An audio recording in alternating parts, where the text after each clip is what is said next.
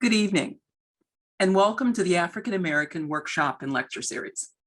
We thank you most sincerely for joining us for another wonderful presentation in the University of Oregon's African American Workshop and Lecture Series. As you will recall, this series is one of the 12 demands of the Black Student Task Force, and the purpose of the series is to facilitate a better understanding of and appreciation for the vast contributions that Black people have made to our country and our world.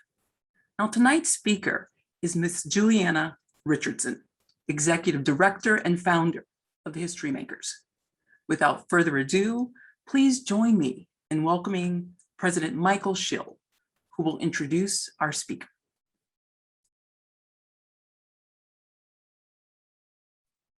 Thank you, Yvette. It's wonderful to be here tonight and to have all of you here and Julieanna. As Yvette said, I'm Mike Schill and I'm president of the University of Oregon.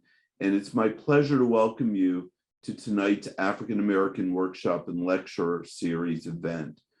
Tonight's speaker is Julieanna Richardson, the founder and executive director of the HistoryMakers, as Yvette just said, a national nonprofit organization which is dedicated to preserving, developing, and providing easy access to an internationally recognized archival collection of thousands of African American video oral histories. For the past 5 years, the African American Workshop and Lecture Series has connected our university community to renowned leaders and change agents, such as those that we have seen last year and Julieanna tonight. The University of Oregon is committed to supporting this important work. We're delighted to welcome these scholars, leaders, distinguished guests, and provide these opportunities for our community to engage in conversations about race and inequality. Of course, I'd like to thank Vice President for Equity and Inclusion, Yvette Alex Asenso, and the entire staff of the Division of Equity and Inclusion for their work in facilitating this series. And to be honest, it's more than just facilitating. It is from the ground up, selection and just getting everything ready to go. So tonight, Richardson will share more about the HistoryMakers and the need to preserve 20th century African American history. The HistoryMakers operates the largest national archive project of oral history since the Work Progress Administration's slave narratives. And I spent time this afternoon talking with Julieanna, and it was just fascinating. Over the past 2 decades, they have showcased the stories of notable African Americans across a variety of disciplines and professions. Notable interviews include guests such as Angela Davis, Benjamin Carson, Harry Belafonte, Maya Angelou, and the late Colin Powell, as well as former President Barack Obama when he was an Illinois state senator. The HistoryMakers now holds thousands of hours. During her undergraduate studies at Brandeis University, Julieanna Richardson first experienced the power of oral history while conducting independent research on the Harlem Renaissance. The research she conducted there set her on a path to combine her diverse background in law, television production, and cable television to conceptualize, found, and build the HistoryMakers. She holds, as I said, a BA in theater arts and American studies from Brandeis and a JD from Harvard Law School. The recipient of numerous honors and awards, Julieanna Richardson has received 3 honorary doctorates from Howard University, Dominican University, and from her alma mater, Brandeis University. And in 2014, she was awarded the Legacy Award from Black Enterprise Magazine, which is its highest recognition of women's achievement. So without further ado, I want to introduce Julieanna Richardson to us today And now she's going to come on with her video and unmuting. Thank you all and welcome, Julieanna.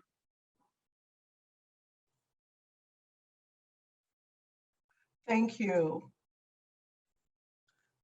Thank you, President Shaw. It's been really, it was just a wonderful, wonderful, wonderful day with you. And I consider you and I sort of recovering lawyers. Exactly. I'm going to go away. You now talk about your stuff. Okay, thank you. As I was telling, just speaking to President Shaw, I had a wonderful day getting to know the University of Oregon community. The only regret was that I was not able to be with you in person. I do plan an in-person visit as soon as possible to see firsthand the Lily Reynolds Parker Black Cultural Center and the De Norval Unthink Hall. What a name, I love that name. And to meet all the ones that I was lucky enough to meet today virtually.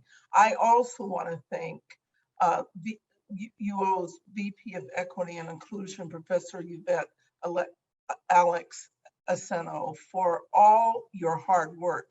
You epitomize equity and inclusion. You treated me equitably, and you've made me feel terribly included within this wonderful community.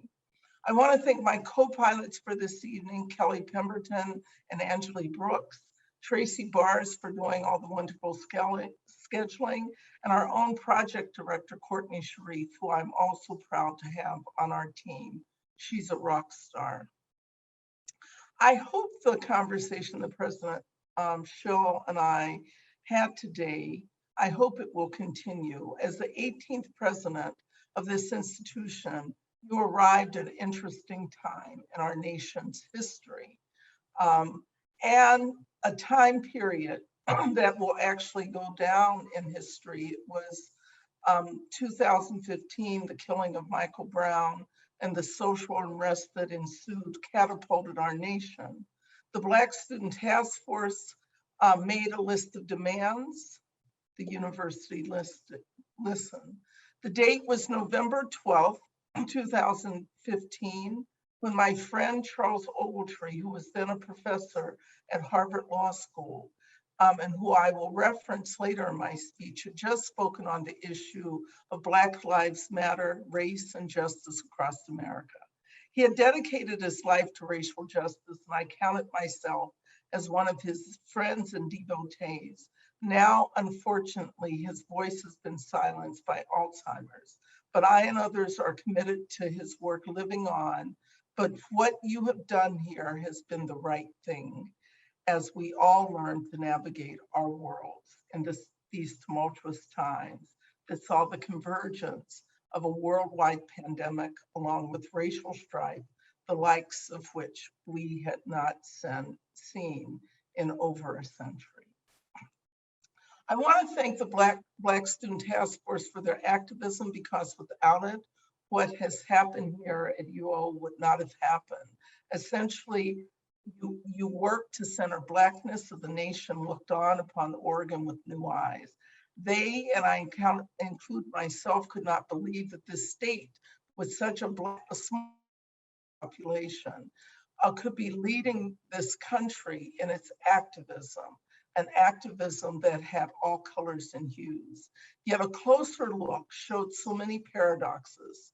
The state that was the first to abolish slavery was also a state that was a white-only state. But then we have also among our history makers, one of the leading atmospheric scientists, Dr. Warren Washington, whose family was one of the first African-American families to settle here. This is a picture of him and a picture of the family standing in front of their home church. They found Portland paradise compared to their home state of Texas and spoke of it offering new opportunities that they could not find in Texas. The subject tonight is preserving 20th century African-American collections with 21st century solutions. Legacies are intentional acts. They are the documentary evidence that prove the value of a person, a community, a neighborhood, a people. Are you valueless or valuable? Are you a leech on society or a societal contributor? Are you a giver or a taker? Are you worthy or worthless?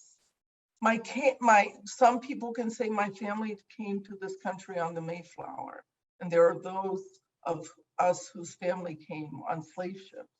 You get the picture, and if that picture is not clear enough, I want to take you back to Monday, May 24th in the year 2020. There were a lot of things happening last year, but that 9 minutes and 29 seconds of a public lynching that even made the most hardened cringe. We all know his name. And yet, had it not been for the video recording of that young 17-year-old Darnella Frazier, George Floyd's death would have been inconsequential. It simply would not have mattered. These views, as we have seen over and over again, sometimes about the Black community, are too commonly held, leaving our value often in our value quotient often severely in question. We see it in the move to repeal voting rights, the backlash against critical race theory, and references to shithole countries, the ongoing issues of racial, health, and economic disparities. We see it in the separate but unequal paradigm that still plagues this nation. We see it on our nation's schools, colleges, and universities, the racial lopsided C-suites, and the glass ceilings that block our paths. We see it in political dynasties, family fortunes, and generational wealth. We see it in the persistent negative stereotypes or sleight of hand or tongue. Sometimes I'm told that I speak so eloquently.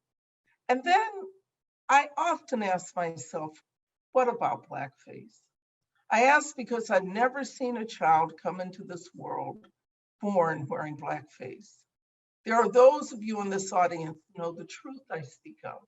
There are those who seek answers, and there are those who may reject every notion of which I speak. Everyone deserves their own stories, their own legacies, their own spaces. In many instances, we in the Black community did just that. We created parallel and productive paths for ourselves with our own neighborhoods, schools, organizations, often in broad daylight, but been hidden from view. Often we were invisible as we were visible because society told us and others that we lacked the value quotient. In many instances, we and others believed them, those falsehoods, when the opposite was the truth. And that is why it is critically important that the documentary record, the value creator for the Black community, be set straight. I'm here tonight to engage all of you in this mission because together we have so much to gain, and divided we have so much to lose. American society is at an important turning point. And for the Black community, it is literally now or never. Once someone dies, their histories die with them. You have heard the saying that a death represents the burning of a library. Consider this. Black people during the 20th century went from the formerly enslaved to setting the stage for the nation's first Black president, with a momentous civil rights movement in between. That movement led the way for the women's movement, the gay rights movement, and other movements. Yet as I stand before you, most of the nation's archives, libraries, and museums lack any content from this period. We have lost a great deal of reliable accounts of this nation's 17th, 18th, and 19th centuries around the Black experience. In fact, earlier today, I was quizzing one group about the earliest Black politician. His name was Alexander Lucius Twilight, elected in 1836 to the Vermont House of Representatives. And then I also told them about Moses Simons. I'm a lawyer, your president's a lawyer, but the first Black president who was of mixed race, Jewish and Black, a graduate of Yale undergrad and Litchfield Law School, the first law school in the nation. After graduating, enjoyed a robust practice criminal practice in New York. Then one day he went to a dance. He got called out of his name in an altercation and lost his law license. There is literally so much we don't know and so much that we've learned. And I think about even George Floyd. Did he know that his great-great-grandfather, Hillary Thomas Stewart Sr., owned 50 acres of land after the Civil War? It was stolen by white farmers. Legacies are important. I want to take you, and I see here, you should see here, this 9-year-old girl who was the only Black kid in her class in a small town of Newark, Ohio. The only thing they taught her about Black people were slavery and George Washington Carver. Her white teacher said, literally, that George Washington Carver could do all these things with peanuts. But to her, how could he? She thought when all we had been were slaves. The slaves that were in her history books had chains on the wrists and downtrodden heads. To her 9-year-old brain, those two facts did not compute.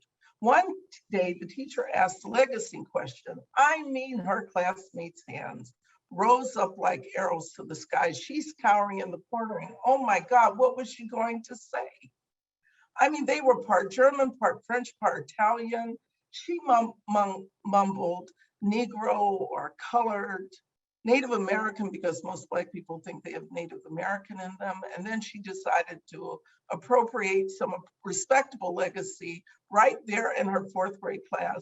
Her father had been stationed in France during the war, and she said she was also part French. She lied. And she knew by the teacher's glaze that the teacher thought she had lied. That little girl was me. I would find my legacy in New York Schomburg's library a decade later, when I was a sophomore at Brandeis University. There I learned for the first time the song that I associated with President Harry Truman. This song called I'm Just Wild About Harry was written by a Black songwriting team of Noble Sissel and U.B. Blake in the 1921 production of Shuffle Along on Broadway. Literally, one discovery led to another. One interview led to the other as I was guided by the famous librarian, Jean Blackwell Hudson. I was able to interview Gone with the Wind's Butterfly McQueen. She actually talked with that tinny voice. The oldest living Black actor, Lee Whipper, who actually had tickets that day to see Josephine Baker. I had met Josephine Baker with my parents when I was a little tot, and she was coming back to the United States, but I chose to do my interview with him. But just think, by November 30th, she will be entombed as the first African person at the Pantheon in Paris. There was tap dancer Honey Coles and historian John Henrik Clark. The empty vessel did literally overrun with joy.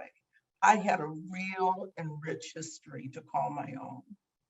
And then 3 decades later, with my Harvard Law School degree in one hand, my theater and American studies background that President Show referred to one another, and my laptop in front of me, I was without a job. I was in my mid-40s. I didn't have children. You get to the point where you start asking, what will be your leave behind, your legacy? And I set out intentionally to create my legacy. It is called the HistoryMakers, and we've grown to be the nation's largest African-American video oral history archive and the digital repository for the Black experience. I've prepared a short clip for you. Let's take a look.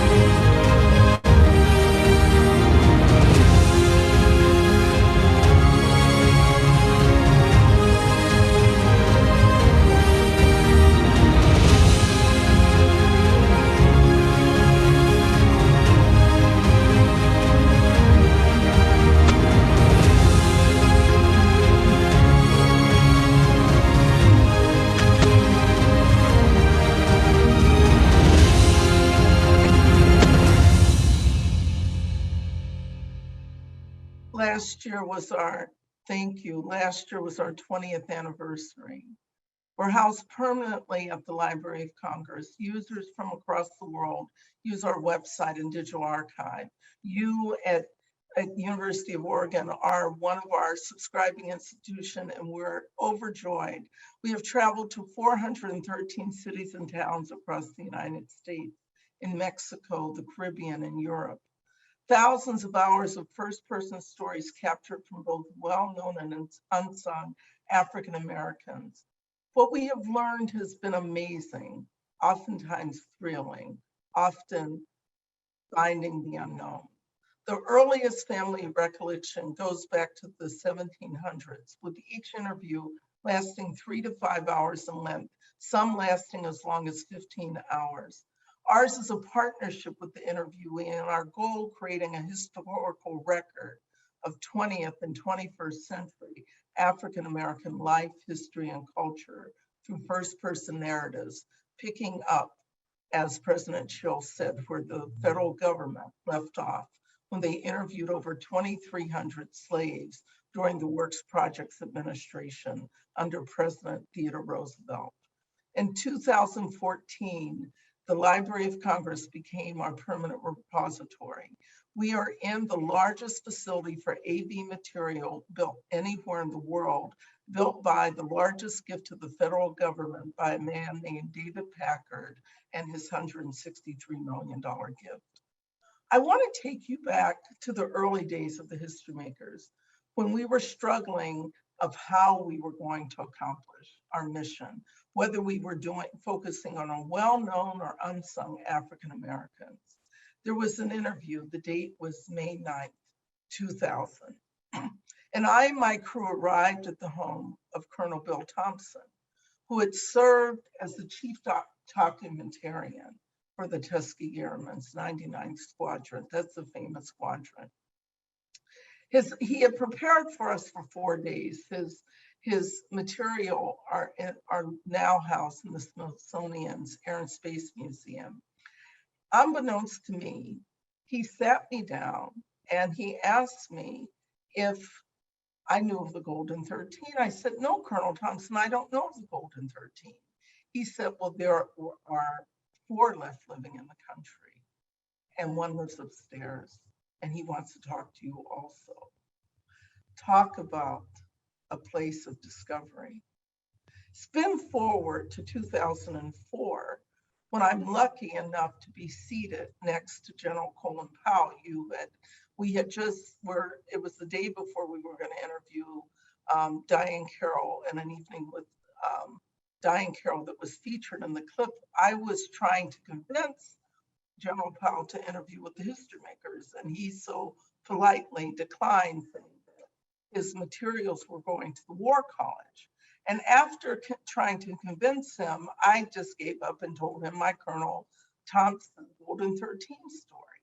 That literally caught his attention. He had been extremely concerned about the fact that people only knew of the Tuskegee Airmen. And then he told me about the Montfort Marines, the Marines version of the Tuskegee Airmen. You see the Golden 13, the Tuskegee Airmen, and the Montfort Point Marines all helped to desegregate the US Armed Forces. Alex Haley once said that every death represents the burning of a library. So in order to preserve our libraries, and I was so glad to talk to your library staff today, we have to take steps while we are alive. There are so many examples that come to mind. One that hits close to home, since I live in Chicago, that has been my home for 40 years, was the Johnson Publishing, the closing of Johnson Publishing Company. And in 2016, it sold its publications, and they went into bankruptcy, and that put its historic photo archive at risk. I literally got sick that day. I woke up in sweats, having a dream where there was John and Eunice Johnson, the owners, Lerone Bennett, the famous historian, Bob Johnson, the editor, Manita Sleet, the famous photographer. And in this stream, they were literally standing in front of the African American Museum of History and Culture and being told that it was their new home. They kept saying that they were at the wrong location. They were looking for their building on South Michigan Avenue. And then someone whispered in the air, there's an animated conversation, and they're told that this is their home, and you see them walking in saying that they were highly favored, and God bless that the collection had been rescued. It was the Getty, the Ford Foundation, MacArthur, Mellon, and the National African American Museum that rescued that collection of 4 million images. I want you to also look at this chart. As I say, the time is running out. We have lost 870 of our history makers, and I want you to look at the photo to the right. In the center is Reverend Joseph Lowery, the senior of the Civil Rights Movement, who was a close companion of Martin Luther King. He was the first to die during COVID. To his right, the far right is C.T. Vivian. Next to him is John Lewis. They coincidentally died the same day. Vivian, somewhat lost to history, but very significant. John Lewis, Congressman John Lewis, rise to sainthood. To the far right is Hank Aaron, baseball legend. He died a week after getting his COVID shot. That leaves only one of these all Medal of Honor honorees alive, and that's Andrew Young, who will turn 90 this year. We have, of the history makers that we have interviewed, 99% have no autobiography or document or recorded about their lives or repository for their papers. And I want you to look, what I started to realize was that a video oral history collection without surrounding documentation was simply not enough and needed context. I'm a graduate of Harvard Law School, as you were told. There are only 2 Black archival collections at the law school. In fact, one of the staff members here actually helped obtain one of them, and that's Judge William Hastie, who had a very amazing career, even as an ambassador, and then Clyde Ferguson, who also served in the ambassadorial corps with Uganda. I was troubled by this collection, what was happening here. And I set out 6 years ago to help increase the holdings of the African American collections there. We have been working for 6 years. I had mentioned Charles Ogletree. His collection was actually almost thrown out by the law school, but we were able to rescue it. And so that collection will be there. We're hoping that Randall Robinson's collection, who was the founder of Trans-Africa, very instrumental in the whole South African movement. Here you see a photo of, and this photo has a story because I'm always visiting archives at colleges and universities and any other place. And we went into a university and we asked the librarian what they had about the Black experience. She hung her head down. And then it was like a light bulb went off, and she said, and she went excitingly over and brought out this collection. And she says, we have the largest collection of Black Sambo, much to the horror and amazement of our staff. She did not mean any harm that day. She was trying to think what they had that related to Black people. There's also another instance where I was working, trying to put the Yale Beinecke Library with Fisk University. They shared collections. The Beinecke Library had 16 million a year for acquisitions. Fisk didn't have $5,000 for archival software. I begged Yale, begged them, because they said that they wanted to help the HBCU community. I begged them to digitize. That ended up not happening. And still the largest collection of the Rosenwald School's 500 boxes still are sitting at Fisk. All process, but all that history at risk of being lost as I speak to you. I have one other example, and it's a recent example. There's a woman named Etta Barnett. This is she here and her husband, Claude Barnett. Etta Moulton portrayed Bess in the Broadway production of Porgy and Bess on Broadway. Claude Barnett was a Pan-Africanist and founder of the Associated Negro Press. I came into their home where the estate sale was being held, and there were literally hundreds. There was furniture and artwork and rare books, all that showed the finest of their lives. And then I looked to the corner and I could not believe what I saw. Family photographs, handwritten letters, scrapbooks. As the estate seller was calling out cash and carry, I sat there wanting to scream at the robbery that was taking place. But one of the local universities had offered only $3,000 for the entire collection, this priceless, in fact, collection that represented over 100 years of irreplaceable history was then just scattered to the wind. So we have a chance. We have a chance to have incomparable, incomplete history collected and preserved. At the HistoryMakers, we have all of the people that we've interviewed, 3,400 people, 99% of them not having repositories. But we are setting out for the first time to try to digitize these collections, starting with the Etta Moulton Barnett. We have a rockstar committee composed of some of the nation's most committed librarians who are now have entered retirement.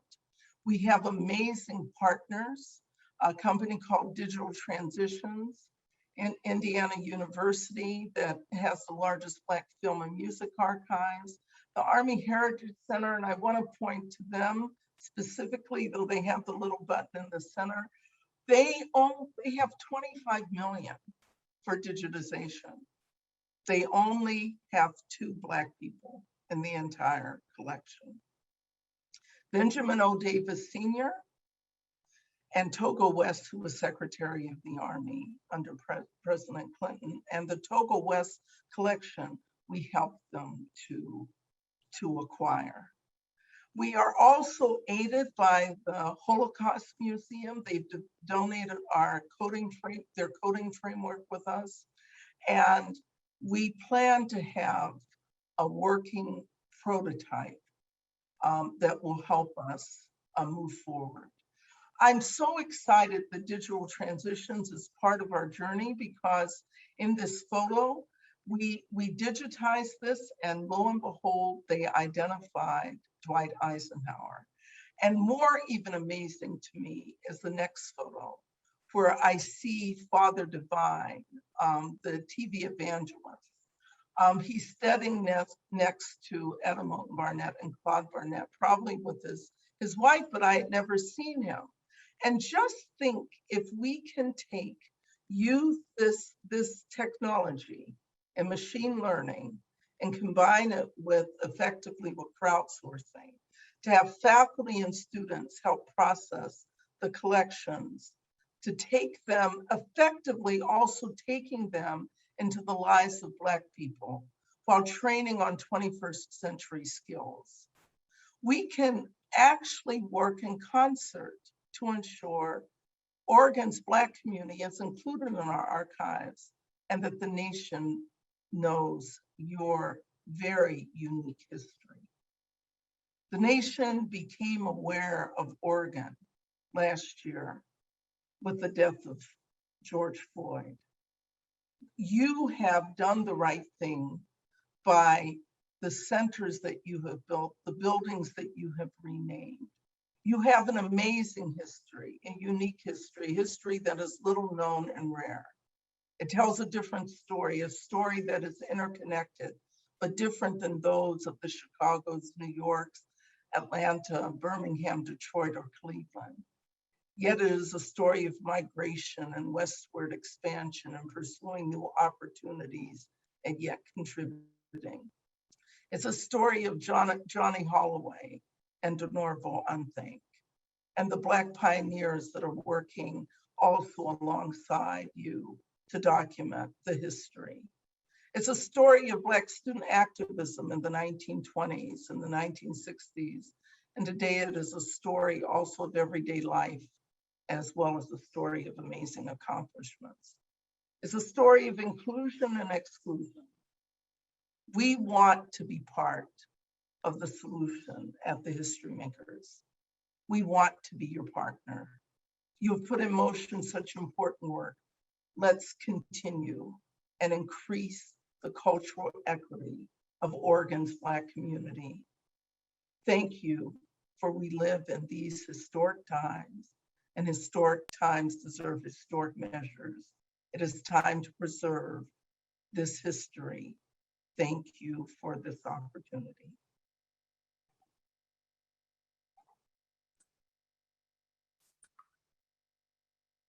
Ms. Richardson, thank you so much for the phenomenal lecture and for helping us to better understand your work and our work in helping you to advance the HistoryMakers and the history of Black people across the world. We're going to begin with some questions, one or two from me, as my colleagues across the university use the chat to also post questions. So just take a few minutes and take a deep breath.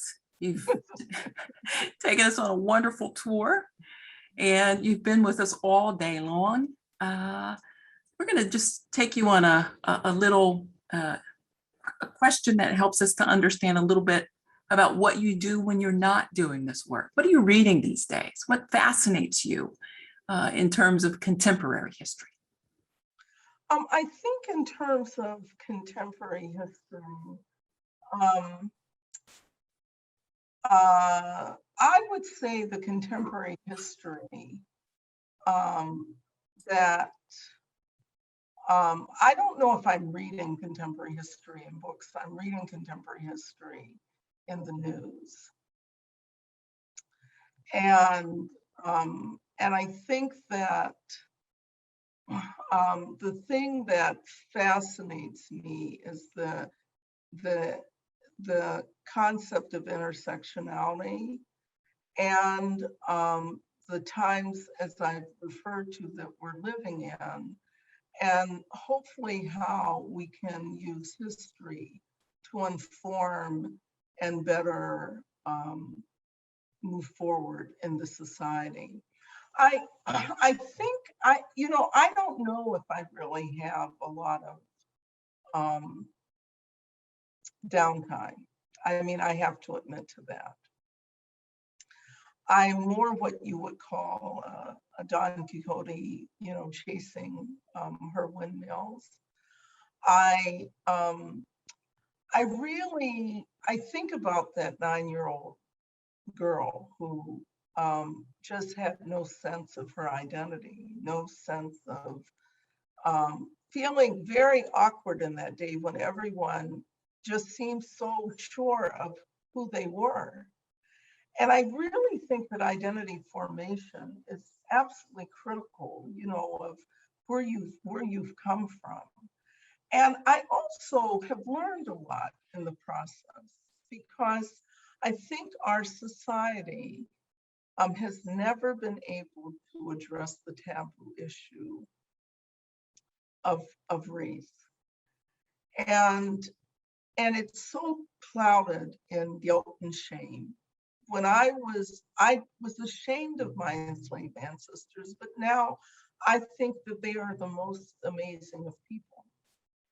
And then in the white community, they don't want to feel guilty. I mean, they weren't part of that. And it's as if we have worked in unintended complicity to cover up this wonderfully rich history.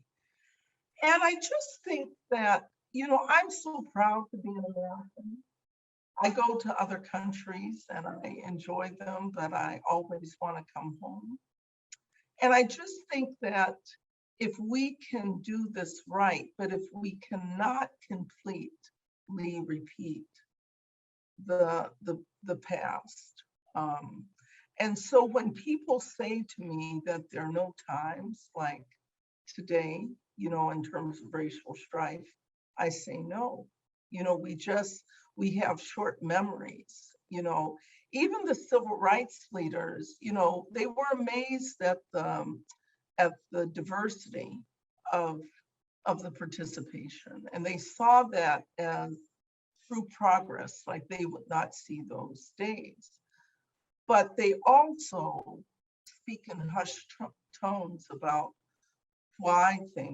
being perplexed at why things are the way they are, and how they've dedicated their lives to be at the place that we are now. So I think I would fail in the department of downtime. Well, for now, we're very happy about that, Miss Richardson. So let's allow our audience members to come on in with their questions, and I have a couple here for you to help us with.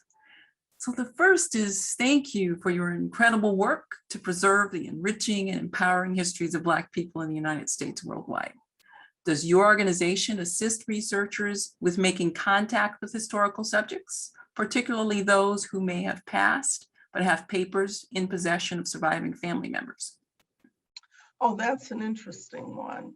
We try to help where we can. We have often referred people over and allowed the HistoryMaker to decide. Sometimes we are in touch with family members and sometimes we're not. We really try to reach out. A lot of times family members are, when they realize that a loved one has been interviewed, are asking for copies, and we readily give them to them. We're in this, there are two things I have about family members. One is I tell our HistoryMakers, do not trust those family members with your legacy. You got to treat your legacy as if you would treat your will. I mean, Etta Moulton, she had lived to 102, her daughter's alive at 101, but it was the granddaughter, who said that she needed the money. And so the family heirlooms went up for sale.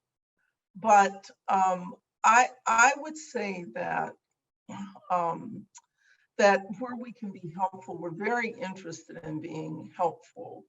And we're very interested in others being helpful to us and helping guide us to histories that we would not otherwise know. But we want to be in partnership with the Academy.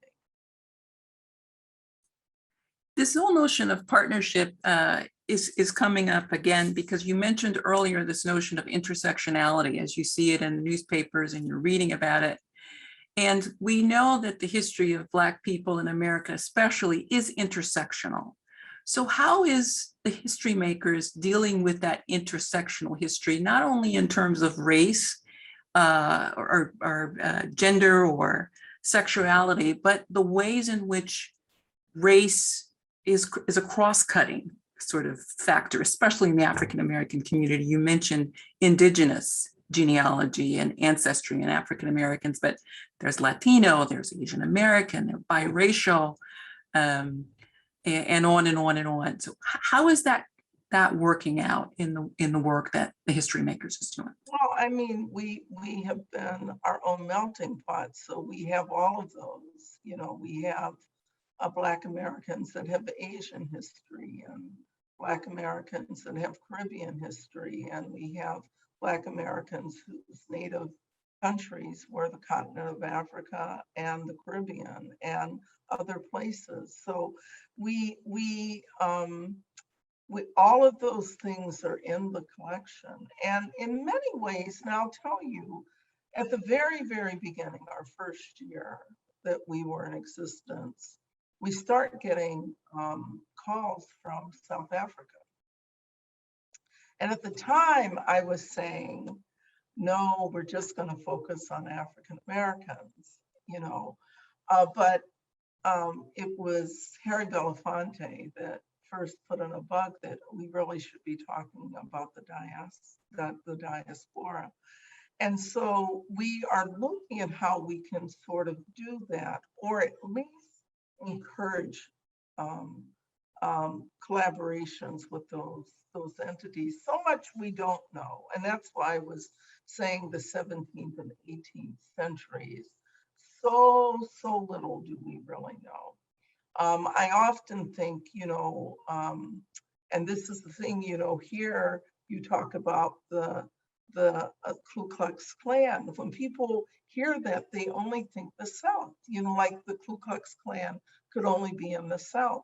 We think of slavery primarily as a Southern tradition, but the 1800s, you know, the 1800s, it's, and the 1700s, sorry, it's in the northern part of the United States. I remember being in Portsmouth, New Hampshire, with all their historical markers, thinking I was in a Black town. There were, you know, the slave history was so predominant there. So once and then I spent time in Nova Scotia, and they have towns like Blacktown, Cape Negro. You know, this whole thing of being invisible and so visible, you know, there are shared experiences, but I really think if we work together, a lot of this will be found. And I actually believe that in the archives of Portugal and Great Britain and Spain and France are perfectly preserved records that will help move things along. This notion of partnership also runs through what you've talked about. And so later we'll get to that question, but there are a few more that I'd like to get your input on. So aside from the need for saving Black history, there's also a need for more Black archivists in the field. Is HistoryMakers still collaborating with institutions to train more memory workers to come into the field? Yeah, well, we're not doing it right now, but it's something that we did do. And this came up earlier, and this is an issue. You do need to have people of the community helping in the processing. We've always wanted to mainstream the history, but innate knowledge of the culture helps. So we do have this issue of the paucity of archivists of color is a long-standing one. I would say it's 40 years, but it probably goes back much further than that. Archivists are not historically paid a lot of money. It's a place where there is education, but there's not standardized education still in our library schools and the training of African American archivists. So a lot of it is on the job training. We believed that we preferred archivists that had MLIS degrees, but there's also the subject matter knowledge. So if you have the combination of both, you have. But there needs to be a continued funding mechanism for at least 15 to 20 years. Because what we find happening is that there are these grant programs. We were one of them where we had a 3-year program. Now we had a year-long training with placement and we're very focused on them getting their first job. That was really important because as few in number, it's also hard to get the job. And so those are the key things. If we ever saw in this nation that period of time for commitment, it would take it out of the short grant cycles that often are not doing year-long placement programs, but are doing summer programs or 2 weeks or a month at a major institution. I think we would see something very different. The other thing is that in the humanities, and one of the great things that are needed is diversity, in terms of what people with a history or American studies or women and gender studies or ethnographic background or, anthropology, what they can actually do with that degree. I am really fascinated. I would like to even envision that we would have scholars, required scholars on every Hollywood movie that was a historic movie, because that would do a great deal to creating pathways. The other thing is I can name lots of African-American historical organizations that are looking for new leadership, but there is just not the pipeline. So I believe that the jobs are there, but a lot of times people you don't think of archivists. I mean, that's still a relatively new concept. I'm trying to educate very well-known Black people about papers, the concept of papers, letters, correspondence, and their value. And so, but I do believe if there were this, concentrated period of time and a collective moving together, like what I told you about partnerships, if we would work together as institutions and help work with you taking the lead on helping us record the history, the African-American history of the Oregon, along with other partners like, the Black pioneers. Because we don't want to, if things have already been done, we don't want to be duplicate work. We want to add to the work that is being done. But if we could do that, or if you could involve students and faculty in processing, you're educating a whole core of new talent in the historical frame. And you are giving them skill sets that will make them excellent employees and people who can then forge their own pathways forward.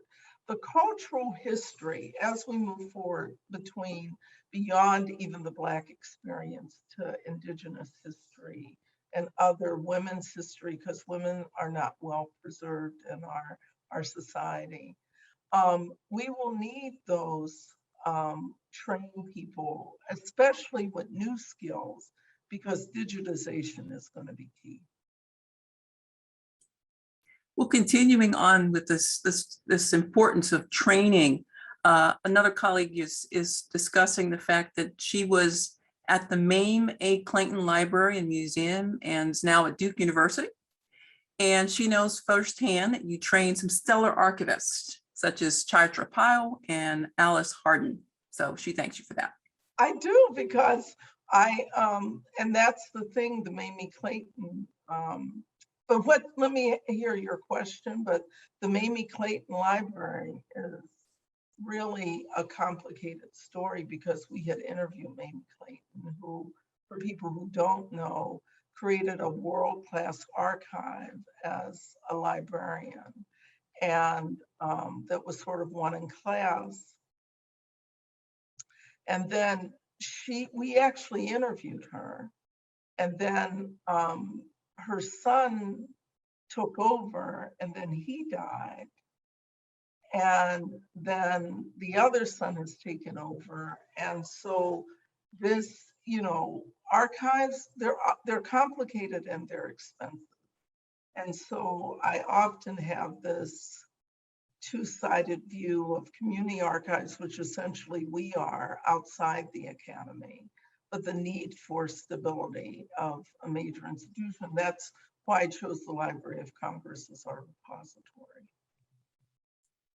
Yes, we'll need to talk more about the strategy that you use. It's just phenomenal in terms of thinking about you sitting in front of the computer, as you said, with this theater degree and this law degree, and then coming up with something that everyone around the world is now seeing as the history makers. But before we get to that, I'd like to ask a question about the performance of Blackness, posed by one of our philosophers on campus. So she asks, can you speak more to the ways in which you've seen or not seen the conception and performance of Blackness itself, especially in the US context, transform over time? Is anything different in how we're conceptualizing ourselves as Black people now? To what do you attribute a change or lack of change?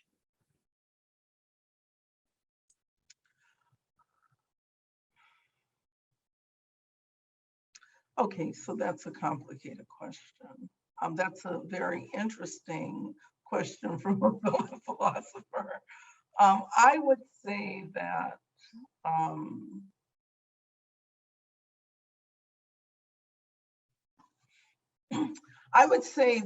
the 60s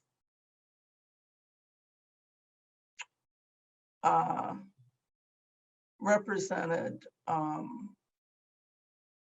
a significant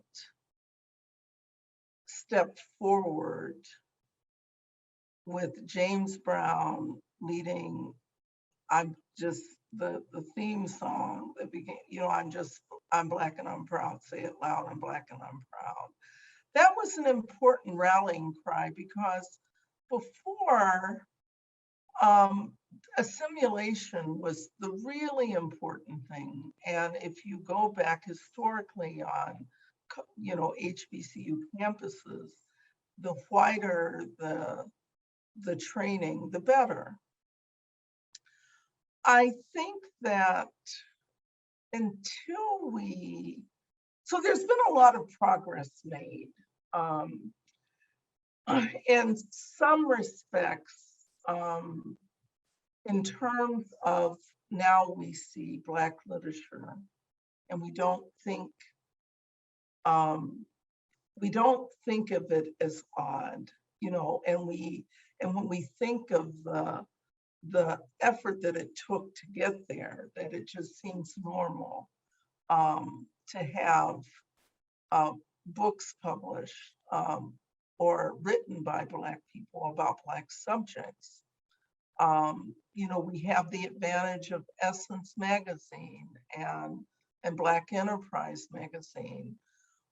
But there has been the co-optization and commercialization. Often the tree being separated from the roots, the continued lack of knowledge, that I'm not sure if we have gotten there yet. And I frankly feel so strongly about this. You cannot really center Blackness or achieve Blackness if it's without the historical frame.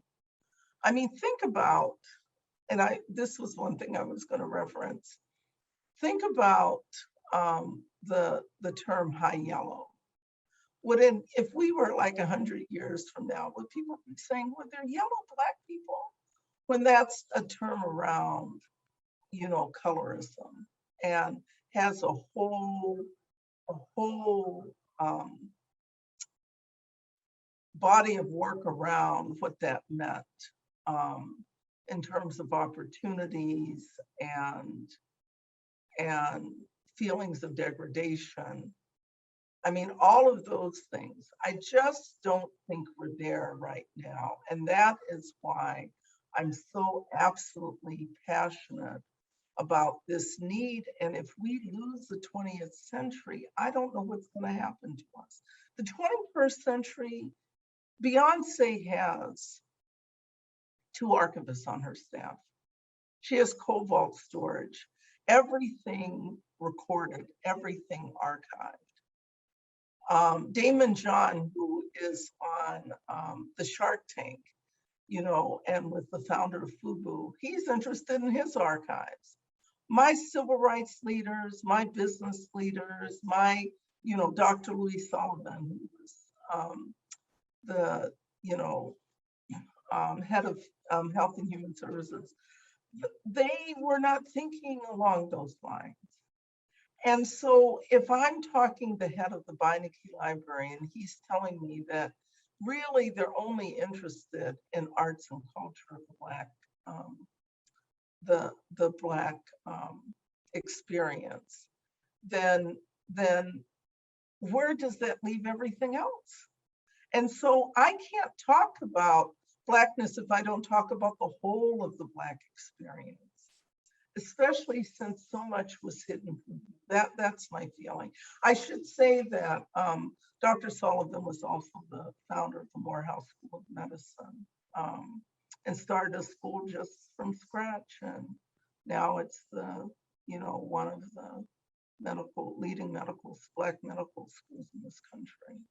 And then our institutions also, a lot of that organizational history is at risk of being lost.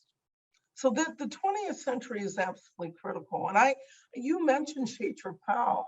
She was one of our rock stars, you know, and was at the Mamie Clayton Library. I just want to say that if she happens to be, you know, around, she's a rock star now in North Carolina. Wonderful. Well, it was Leah Keir who mentioned Chatra. Yes, Leah. Oh, we love Leah. Is she? We love Leah. Leah is on the call. Well, with Leah, hello. It's been a long time. Yes. But you know, you're speaking about this and the importance of preserving history and George Floyd and the racial turmoil that came about as a result of his murder, Breonna Taylor's murder, Ahmaud Arbery's murder, brought to the fore this question about the preservation of history. And so this question really picks up on that particular debate. And we'd like to get your take on it. So you've devoted your life to preserving histories of the Black experience. How do you think about monuments and statues that may represent a history that is negative or offensive? Should we preserve these as history too, or should we take them down because of the harm they inflict on people? Or something else? Okay. So on the issue of monuments, I don't know if I can honestly be about preservation and be about destruction at the same time. I don't think I can do that. And what I really want is equity. I do not want to be in a situation where our nation's libraries and museums have no Black people. I want equity. And so, and that's equity all the way around. But I would like to be in conversation because that presents the true history. And so in that way, those are my feelings about that. I don't have strong feelings one way or the other. What I do, and what I spoke to was the intentionality of legacies. Those monuments were intentionally created. The Black community has not had either sometimes the resources or life gets in the way that have prevented and will result in wholesale loss of communities and histories, and that affect even the perception of contributions. So I can't, how can I negate someone who intentionally created their own legacy? I can only be critical of someone who prevents me from intentionally creating mine, whether it's through funding, inequity of funding, inequity of presenting, inequity of viewing even that I have value as a person. That's where I have issue. So I know that that's where I stand on that, whether that be controversial. Yeah, it's really interesting that you bring us full circle back to this notion of equity and inclusion, because I think that sometimes we get lost in the fact of the statutes themselves and whether or not they should stay or go.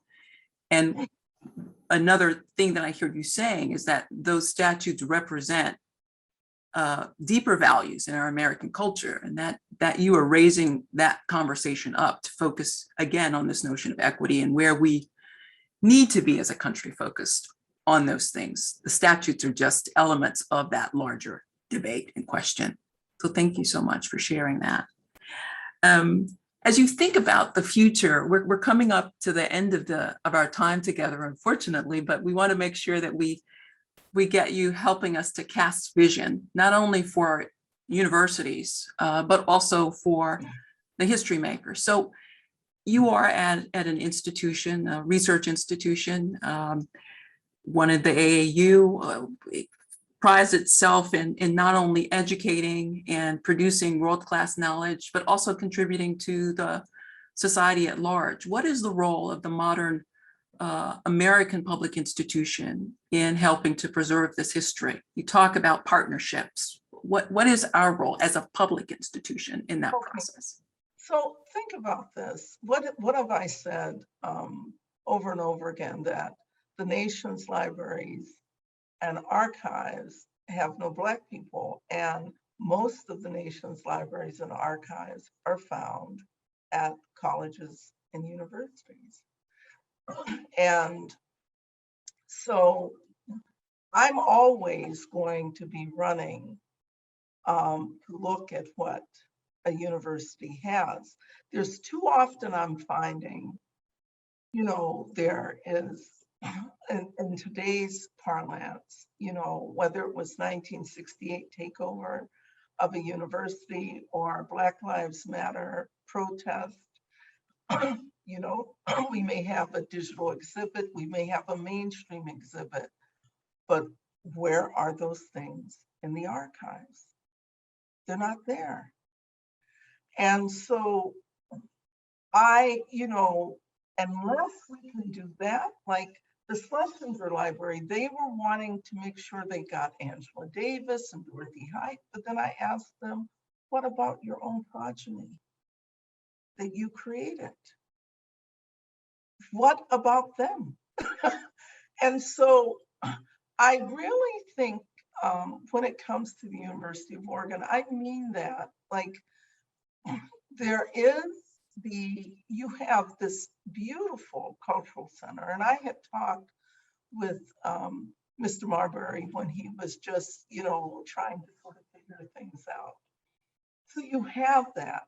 You don't have the things in the archives yet, and it would not take a lot of intentionality and partnerships. You have what I'm told is the Black Pioneers. I'd like to meet them. You have a museum. Not many people have a museum on campus. So you can showcase things.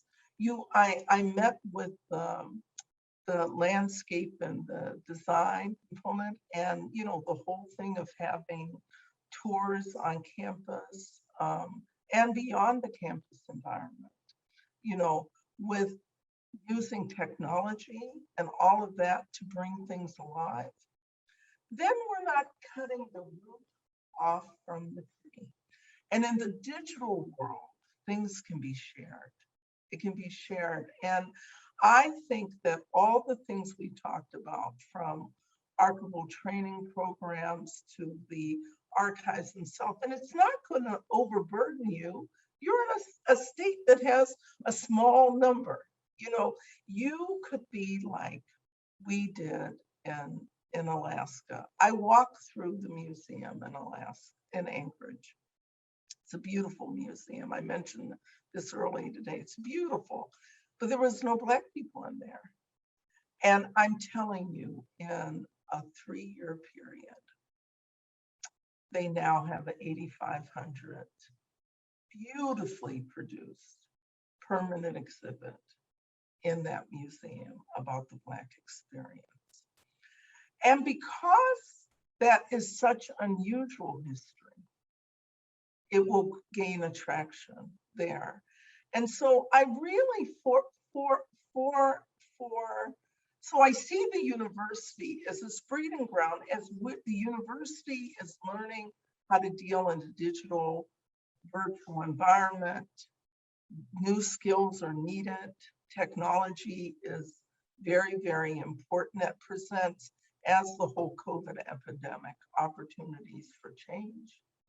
And at the same time, to bring society in line with the level of its contributors and the diversity of its contributors, to really realize this American dream. You can't have a melting pot if all parts are not melting together. But I see the university as a living laboratory as we sort of move forward, because all past things are off the table. It is a lot of new approaches, new partnerships, new structures. All of that will help move us forward as we move into well into the 21st century.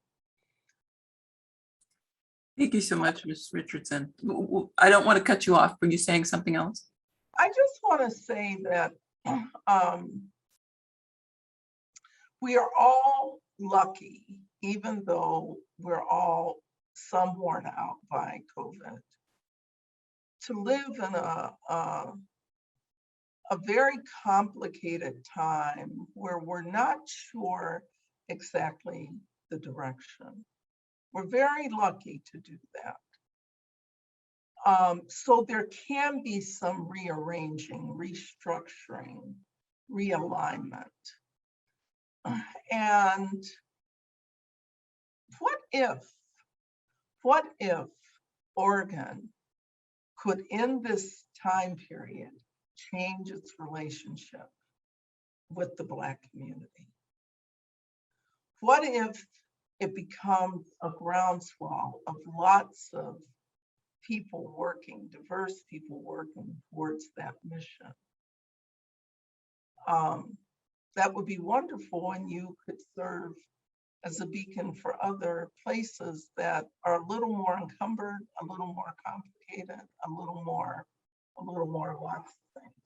But there has to be, the other thing I just want to say is that everything needs to be authentic. You can't be authentic if you don't know.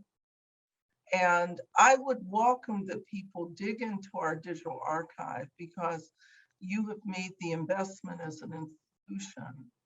And there are lots and lots of stories in there across all kinds of different subjects and regions.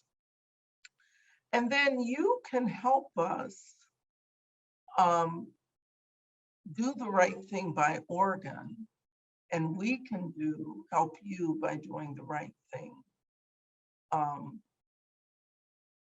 by raising up where you fit in the American lexicon of the African American experience. That's what we can do together. So I really, Yvette, I want to thank you, because this has been such a pleasurable experience, and the journey is complicated. Nothing is easy, but but you can be, you know, it's amazing what you've done already. And you have this opportunity and this complex history that's unique. Yes, our university is moving forward in a number of important ways, and we're so very delighted that you're part of that. And so we are going to end with the final question of you casting vision for the history makers. What's next for them and for us?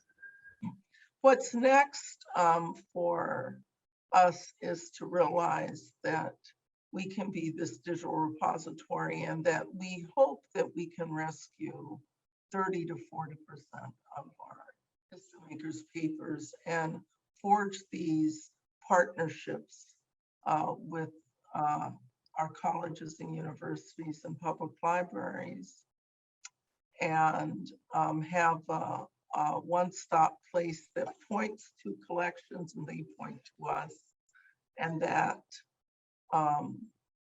we will have done good. That's what, and that I should also say that we're looking forward to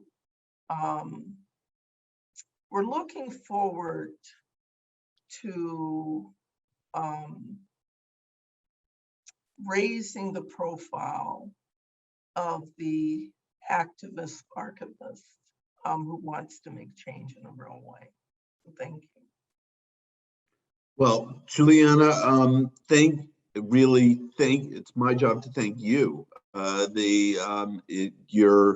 The challenge you give Oregon is an aspirational challenge. It's something that I would love to see us do. And you just said, you know, if you do all of these things, you will have done good.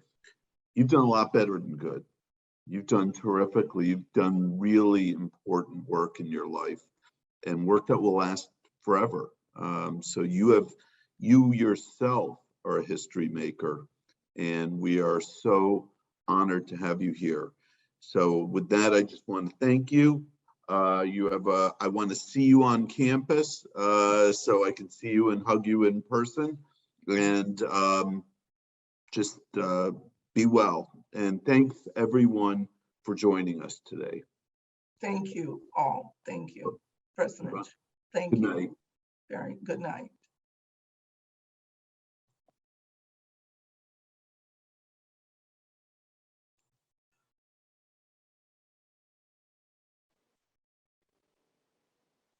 Thanks, Angeli.